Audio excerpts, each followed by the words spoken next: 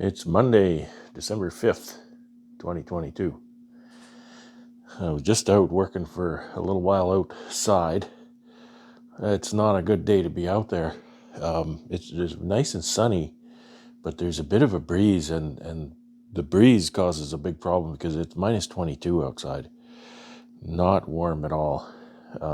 My toes are cold, my fingers are cold, and again, I'm not wearing my bush packs, but honestly, those don't keep my feet really all that warm. I think it's kind of a circulation problem.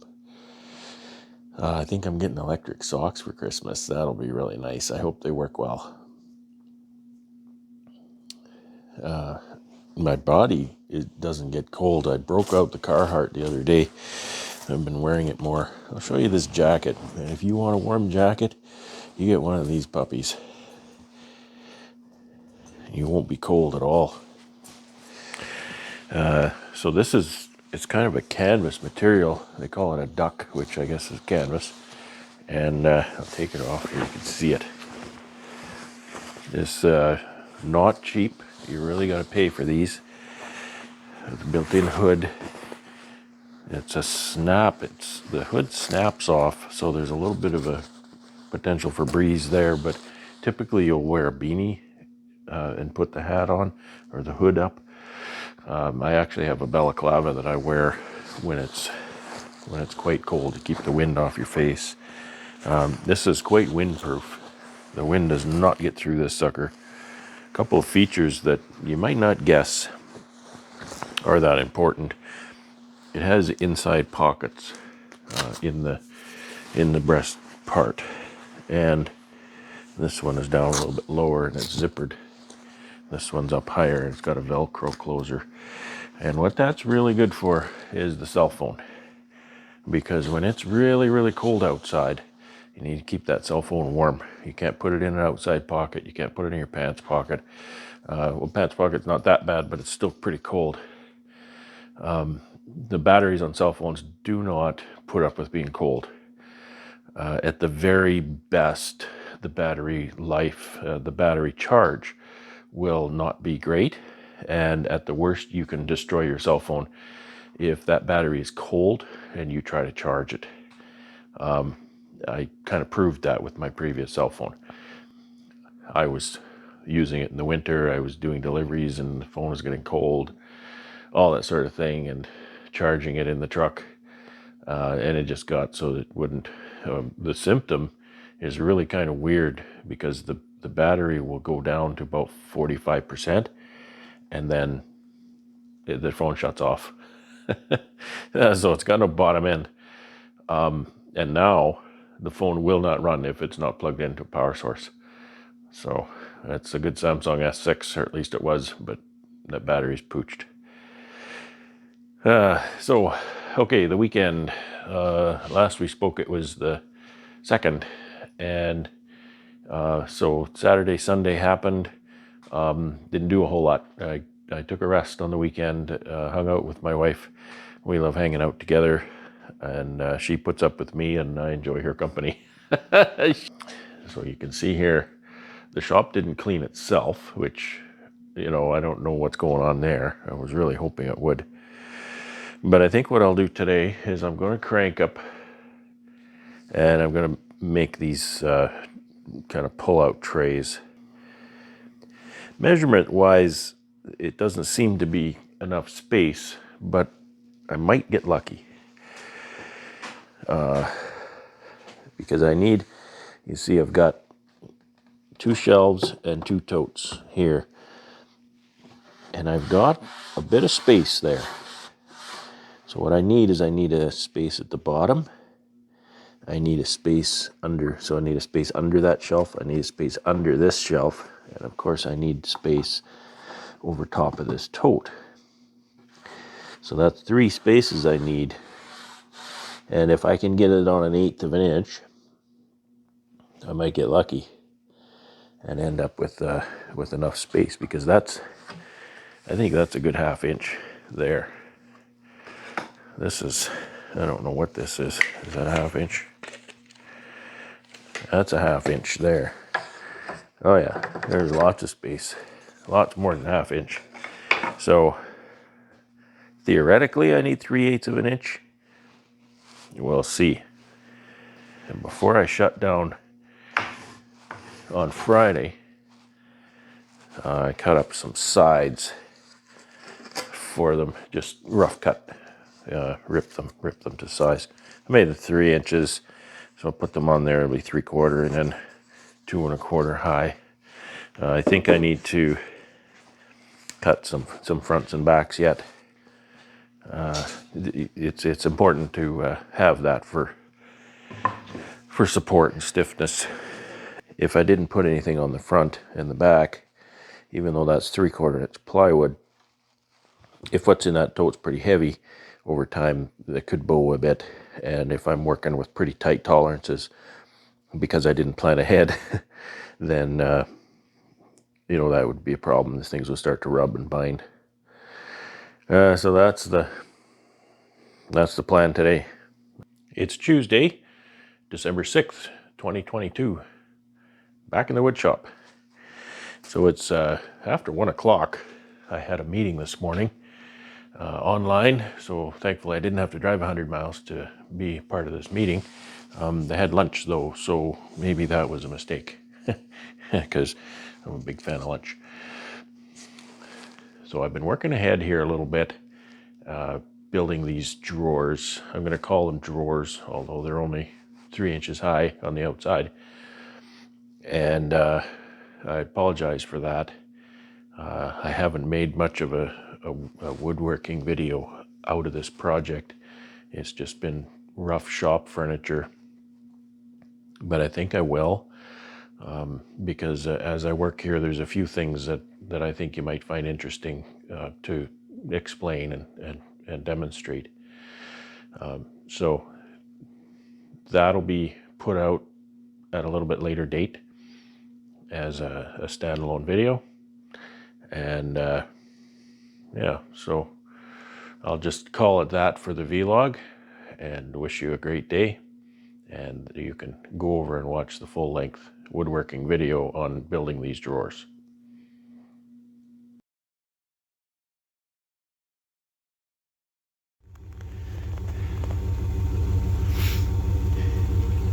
It's Wednesday, December the 7th, 2022. This is kind of an example of how crazy Canadians are. You saw the temperature, minus 34 I think. It's not quite as cold, but it's only about minus 30 now. It's warming right up. I got the truck running here. Sure a cold day to head out in a 25-year-old truck. But that I'm just checking make sure there's enough water in the engine. Make sure everything is taken care of. You don't want to stop on the road today. And I'm cutting this video short because my fingers are freezing. So I need to load up all my warm clothes in the truck, head out. I'm going out about 45-minute drive away to a senior center. I've been doing a little market there for quite a number of years, and they haven't had it due to COVID. So this is the first time we've done it in quite some time.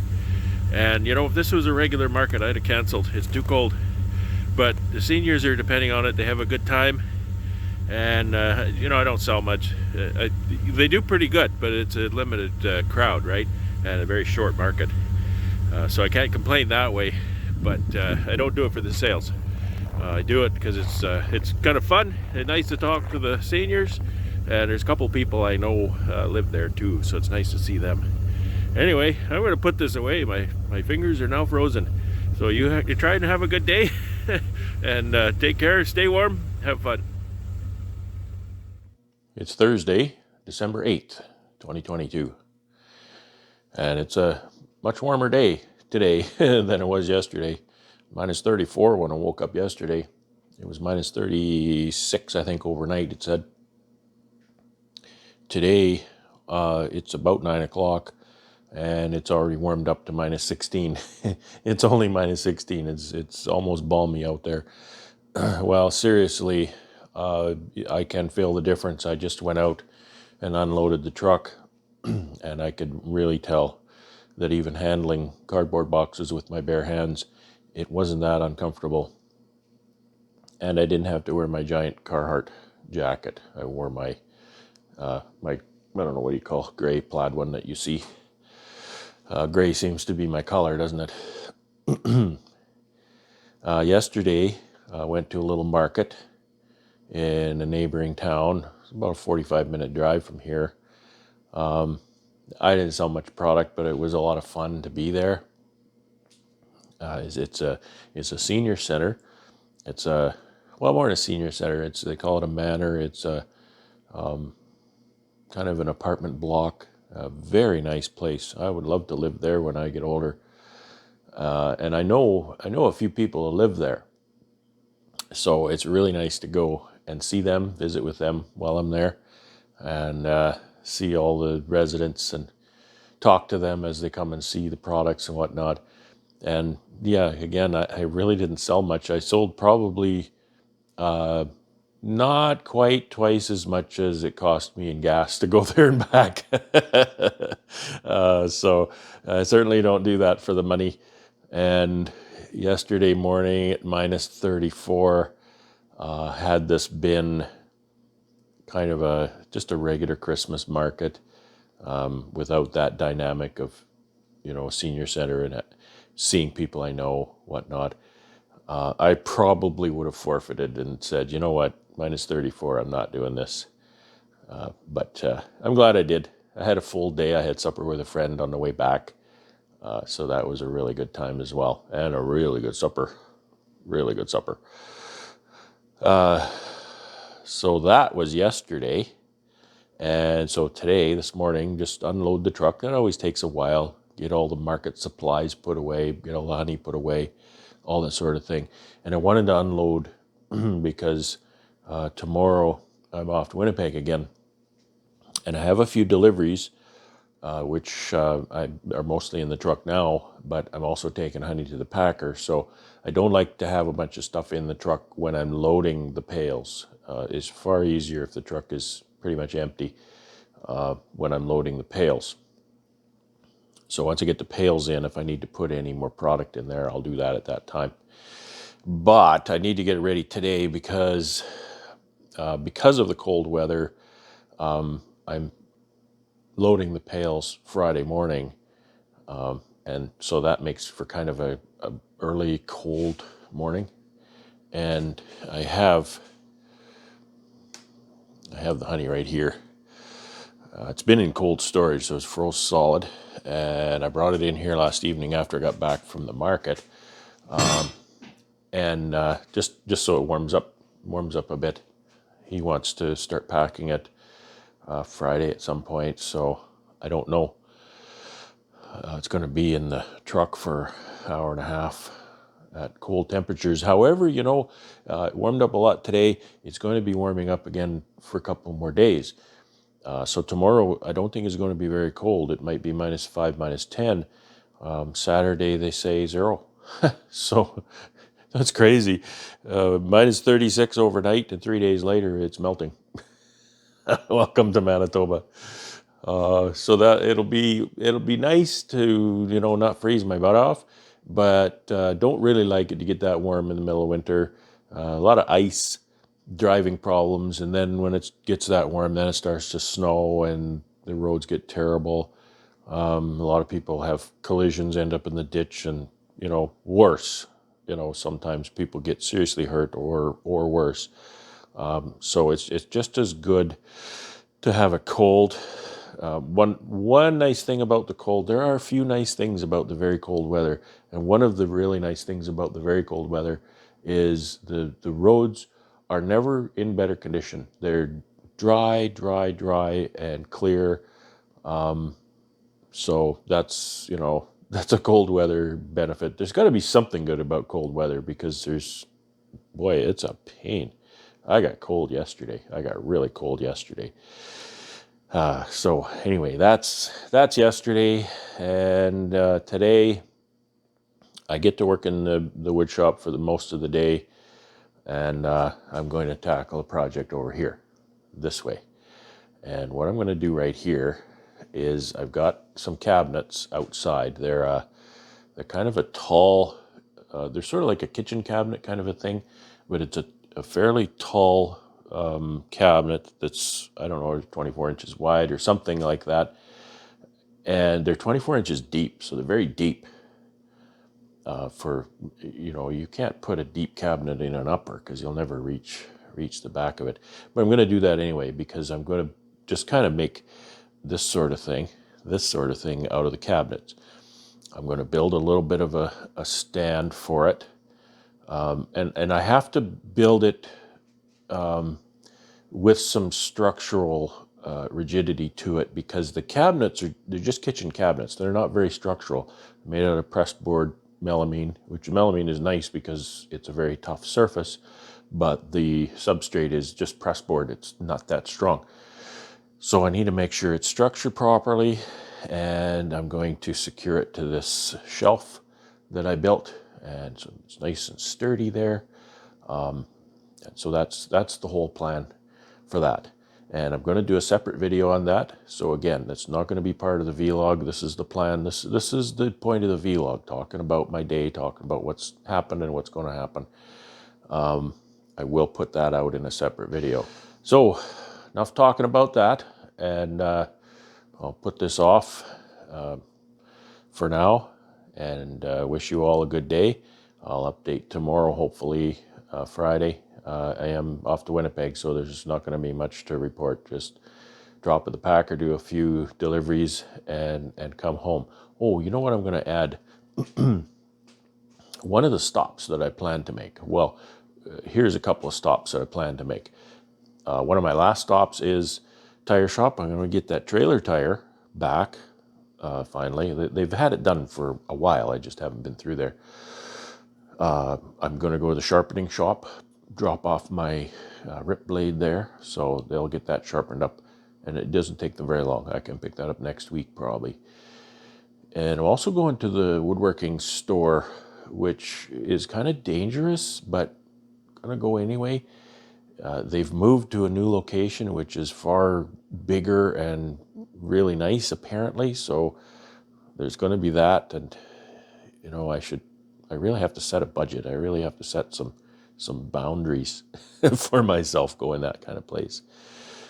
But I'm pointing at the dust collector because I'm going there specifically to get some options to upgrade this dust collector. And so what's wrong here and how I'm going to upgrade it is these bags are a porous fabric, and they're very poor. They're a very poor filter. When you start that dust collector up, if you've got the light shining in the window just right, you start the dust collector, you can see the dust pluming off of that bag as it inflates.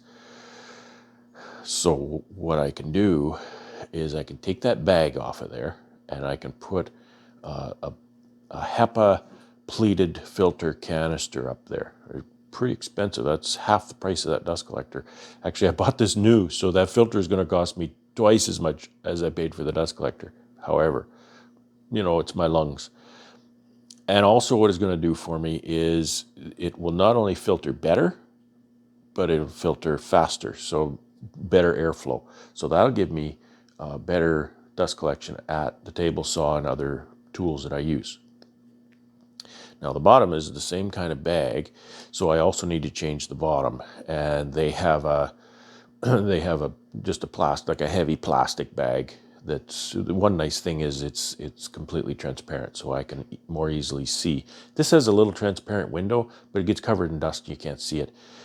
So I always have to go over and give a kick. I can sort of see it's about this full. See where that crease ends? That's kind of how full it is right now.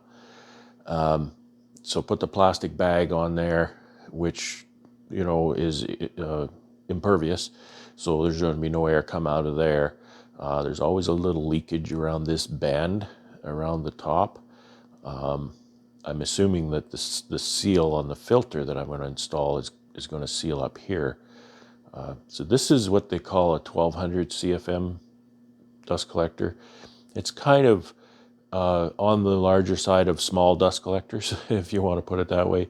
I wouldn't even say that it's medium size. Probably a medium sized dust collector is going to be in the 2000 CFM range. So this one isn't hugely powerful as far as air movement. Dust collectors operate on a different principle than shop vacs. I had this conversation with a friend last night. Shop vacs create great static pressure, and they have, a big shop vac will have a 2-inch hose. This thing has a 6-inch inlet, and the hose I use is 4-inch. Dust collectors work on a volume principle, and therefore move great volumes of dust and debris, and they'll actually move a lot of chunks too. They'll move small pieces of wood pretty easily. And that's why I use a separator. You can't see it here. I'm getting on a tangent here, but I use a separator garbage can where the dust collector pulls the air out of the garbage can, and all of the dust and debris comes into the garbage can, and it is heavy enough that most of it, certainly the larger pieces, stay in the garbage can, and then just the dust and the small pieces will end up in the dust collector. That's important because, again, another difference between a dust collector and a vacuum is that everything goes through the impeller on a dust collector. There's a big impeller in there. It's about this big blades on it. And you start sucking up chunks of wood, man, and that starts making a lot of racket. And I don't think you want to beat the crap out of that impeller like that. So it's good to have a separator of some kind. And while I'm talking about that separator, I'll go to the next stage. This is the next iteration of my dust collector. This is commonly known as a cyclone. And what it does is the dust collector pulls air up through the top, and the dust and debris, this is just an adapter, head in this way. So they swirl around in there, and the pipe that this pulls air out of goes down about this far.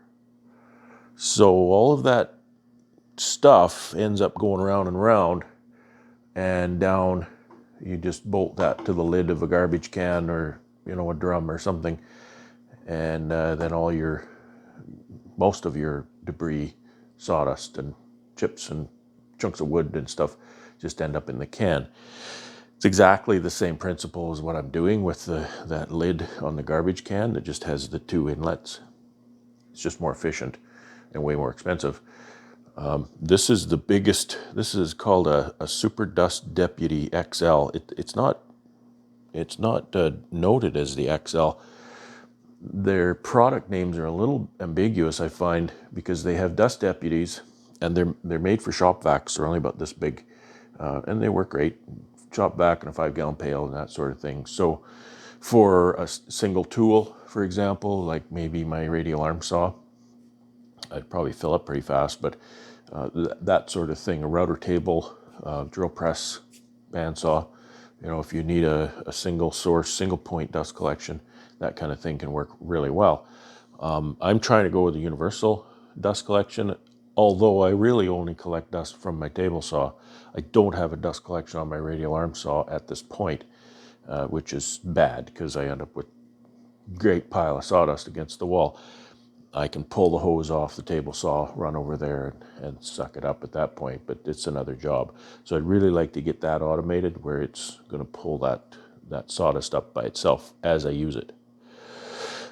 So again, they have the little dust deputy, and then they have the super dust deputy, which is like this but not as big, and it doesn't have as large an inlet. So this is 6-inch inlet and a 5-inch outlet to the dust collector. And the super dust deputy, the non-XL, is not that big. I wanted one that big because, again, my dust collector has a 6-inch inlet. And I thought, well, if I can go from 5 over to 6 on the dust collector, that might help me get the most bang for my buck airflow wise. And this is not labeled XL in any way, but it's a very different unit than the Super Dust Deputy. So who knows? Oneida is one of the standard benchmarks in dust collection. They've just this last year or two come out with a system called a supercell. boy, I wish I could afford that. It's a nice system. It's fairly quiet, but it uses a little different principle. It's a little more like a giant shop vac, but it's a big cyclone with the dust collector impeller fan system on top, but it uses multiple fans in it to move the air. And you can hear it too. You can hear that it's not just one impeller. So if you want to see that kind of thing, there's a number of people on YouTube use them. Tommy McDonald, he used to have a show called Rough Cut Woodworking. Very good show. He's a real character too. I really like Tommy. So he uses one in his shop, and he recently kind of did almost a promo spot for Oneida for the Supercell, because I know he really likes that system in his shop. So that's dust collection. There's way more about dust collection than you hoped you would hear in this video, I'm sure. So I got to get at these cabinets. And for a Thursday, I'm going to bid you well and have a great day and have fun. It's Friday, December 9th, 2022, and it is a cool and crisp morning for sure. I think the humidity's coming up because it's only -12, which really isn't that cold, but it's just biting. There's a very little airflow here. I wouldn't even call it a breeze, and it's just really biting into the bare skin. So my hand's freezing. I'm gonna be quick about this. Just off to Winnipeg today, 600 pounds to the packer again. That's really, really, really nice. He's been very, very, very busy, so I'm glad he's fitting me in. Need to make up a little bit of inventory still, so I'm really glad to get this done. Thankful that he can do that for me. So that's about it. A few stops today. Get the blades sharpened, go to the woodworking store and get that big filter for my dust collector. Get my trailer tire, hopefully. That's my push. I got to get back done in the city and back to Selkirk and get my tire before they close. So I'm gonna load this, and my fingers are freezing now, and bid you all a good day. Have a great day and have fun.